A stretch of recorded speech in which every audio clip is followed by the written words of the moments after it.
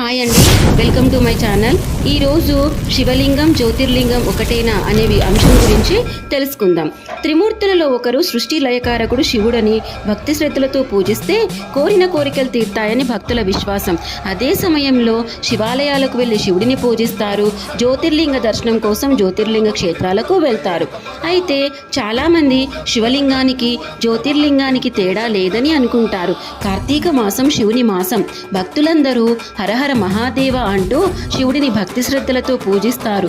మహాదేవుడిని శివలింగంగా అత్యంత భక్తి శ్రద్ధలతో పూజించిన జ్యోతిర్లింగాన్ని దర్శనం చేసుకునే అదృష్టం మాత్రం అందరికీ ఉండదు. శివలింగాన్ని సాధారణంగా శివునికి ప్రతిరూపంగా భావించి పూజిస్తారు.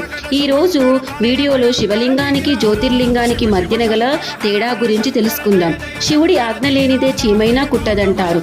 అదేవిధంగా జగన్నాథుడు పిలవకుండా పూరీ జగన్నాథుని దర్శించుకోవడం కూడా అసాధ్యమని